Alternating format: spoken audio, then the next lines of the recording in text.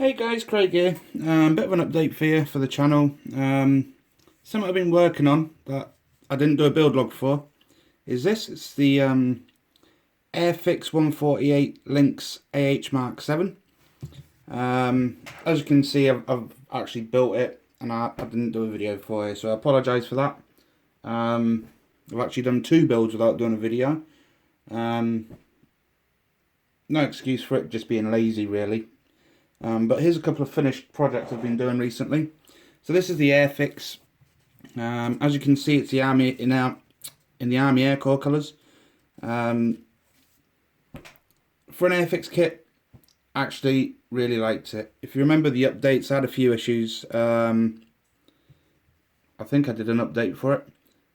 These areas up here, as you can see, it's all been smoothed in and looks pretty good now. The actual build of this, the only other thing now it's complete that I'd say that you need to watch is the grab handles by the rear doors. If you look here, they're slightly bent, okay, and then here as well it's slightly bent. They're supposed to be straight, but the actual location holes that are pre-drilled are slightly skew-if. So when you place the grab handles in, it actually bends the plastic. If you're not careful, they snap, like I found out on the other side. But I was lucky enough to manage to salvage it. So if we turn around, mine actually snapped here, okay, on this point here. And as you can see, I'll try and zoom in. As you can see, I think I've managed to rescue it pretty well. This whole piece here is super glued and everything back in. But other than that, as you can see, it's all fully weathered up. All the scratches, grime, worn metal and everything. These rear props, everything on it is actually hand painted. You get a nice decal that does all this for you. But I actually masked it off and painted it. So what we've got here is flat red, flat white, the military green, and then along the tips is the airframe aluminium that I used as per the instructions. And then as you can see, I've put the decals on both sides, but I think it looks better painted than the old wraparound decals, which I don't really like. But I think I pulled that off pretty well. The interior is fully weathered up. You can't really see it because of the windows, but everything in there is weathered. You might just be able to see that the seat cushions in there a little bit dirty and grimy and that. It's got all the decals on. You can't see it on the camera, but actually inside there in the cockpit you can just about see all the controls and everything that's in there. The old sheepskin cushions that the pilots sit on. That's pretty much it, to be honest. The only thing I'd say is these windows here can be a bit of a pain in the ass. So when you're gluing them in, just make sure they're fully set, because if you knock this out, the way the actual cockpit goes together, you've got no chance of getting it back in. So just bear that in mind. If you wanted to do the Afghanistan version of this, the door would be open and you'd have the machine guns located at these points here.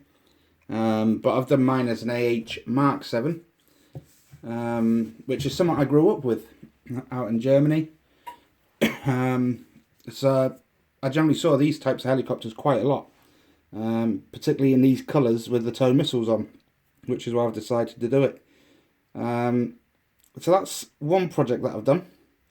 Oh, the only other thing that I'd mention with this, something that you need to be really careful with, is the actual rotor blades.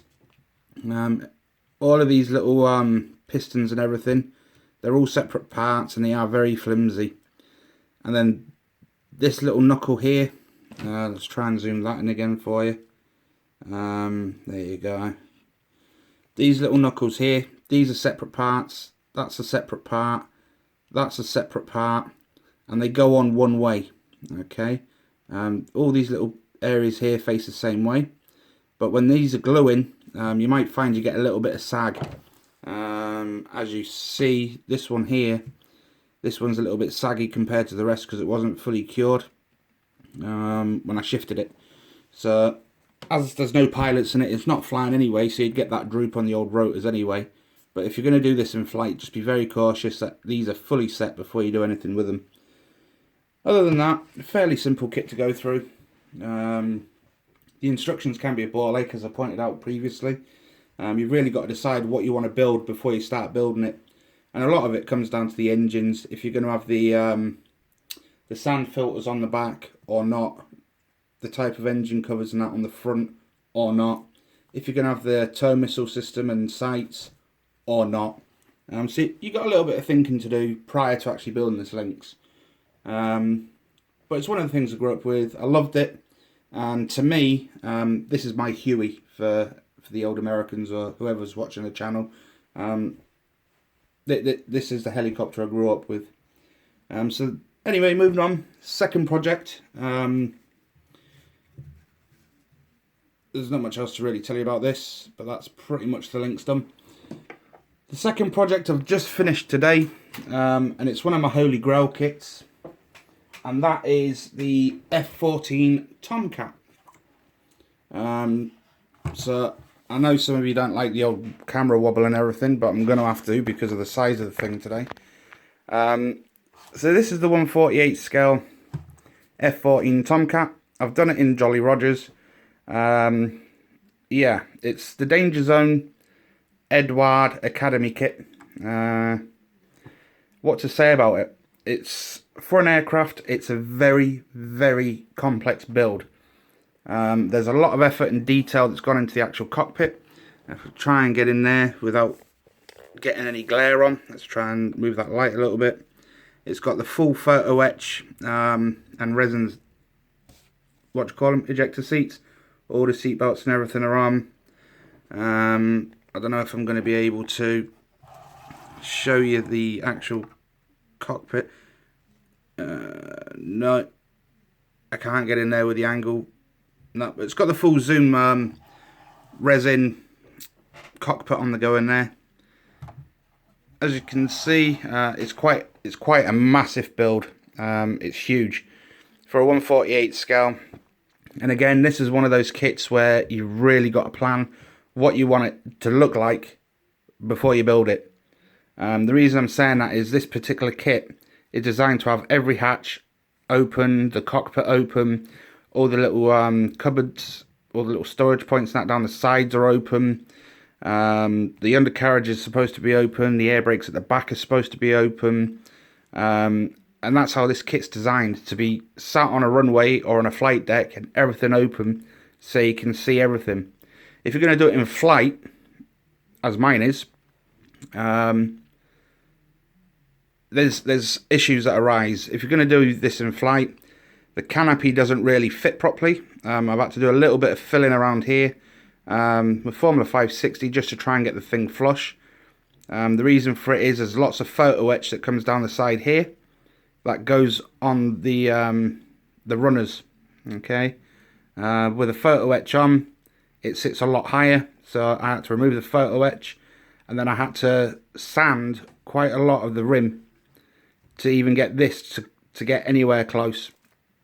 Spare that in mind because this canopy is actually designed to be up. Here there's inserts if you want to cut them out for the little delta wings that come out. That's fine. I haven't done that on mine because this era of Tomcat, the f14A, looking at a lot of pictures, I didn't actually see any real f14As with these little delta wings coming out, particularly on this one, the 201. So I left it shut. Job's a good one. You've got lots of options. You can have the wings open or closed.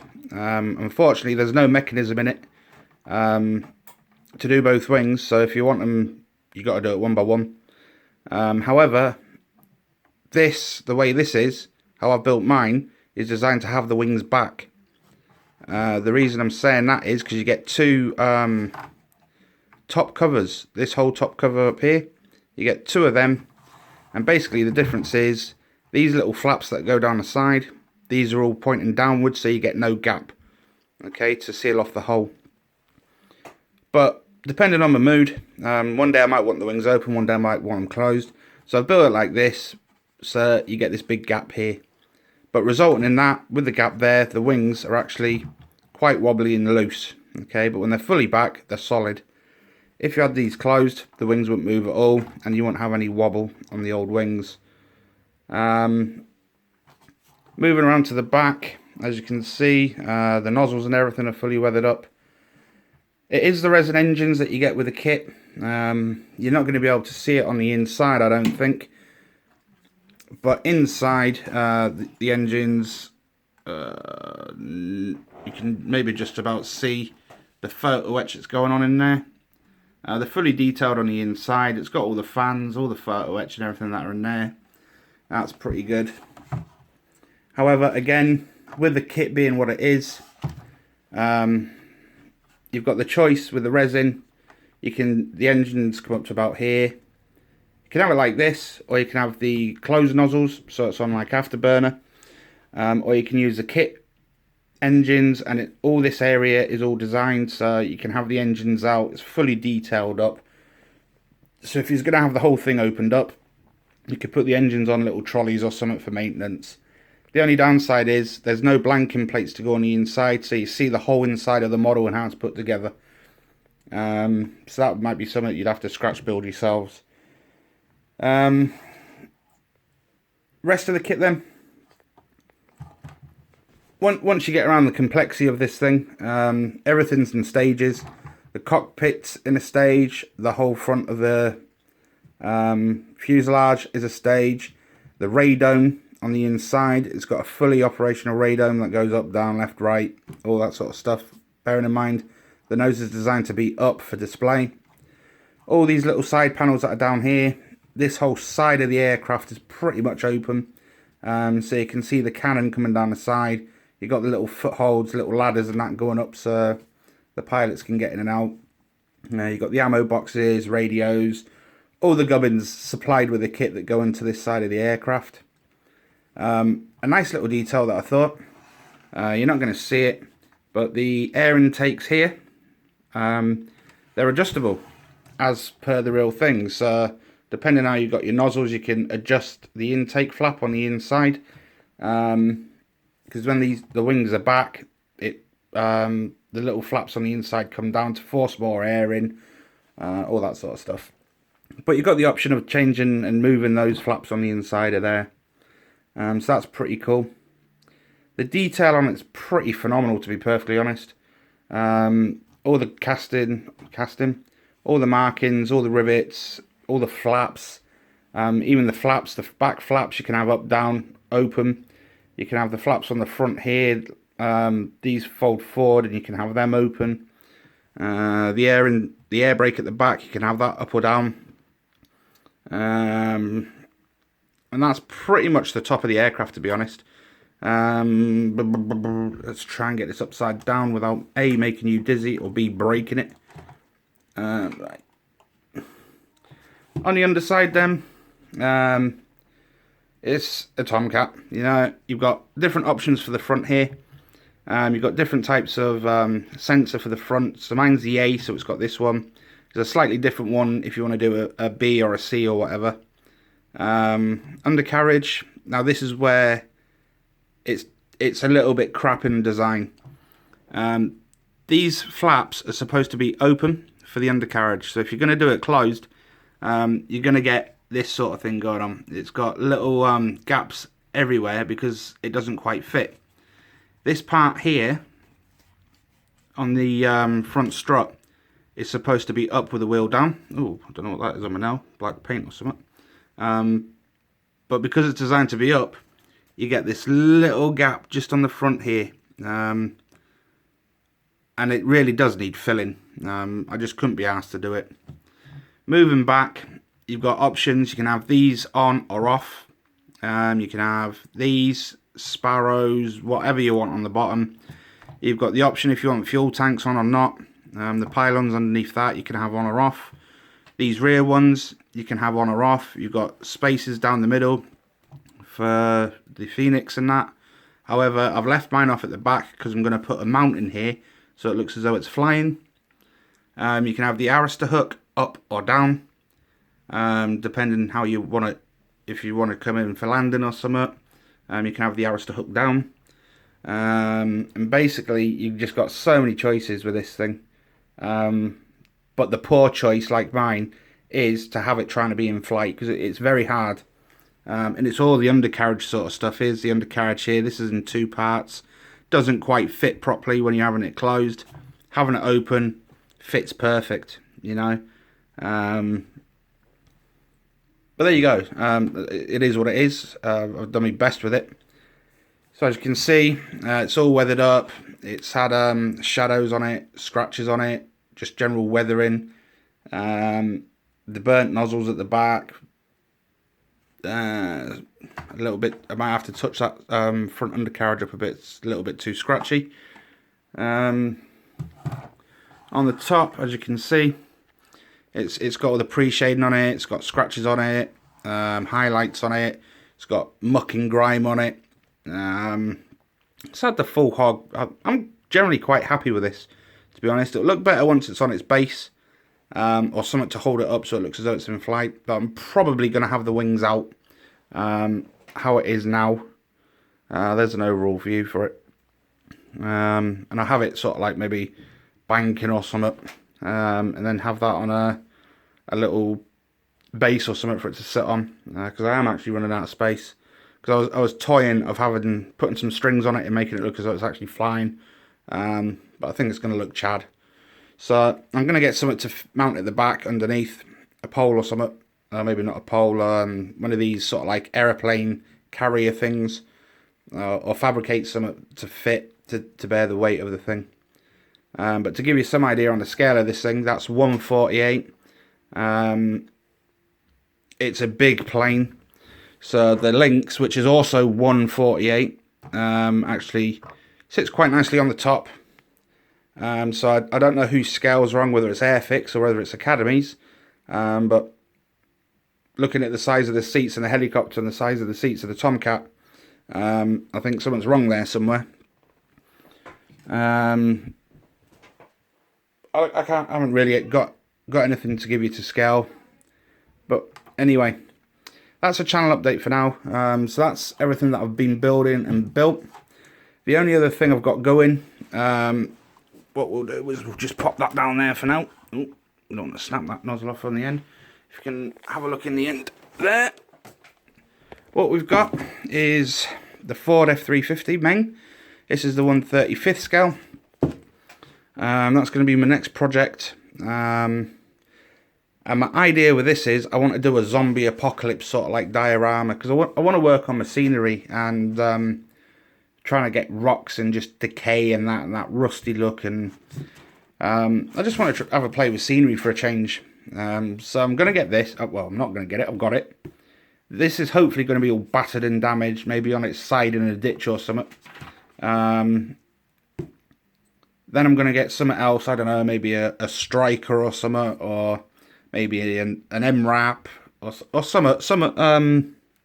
Humvee or something, and get some Marines coming out. And I'm going to get the MAIM, M-A-I-M, zombie figures. And maybe do a nice little scene, or maybe a factory scene. I don't know. I'll get this built up though, and thoroughly damage it. Yeah, looking forward to that. Just making it look totaled, really.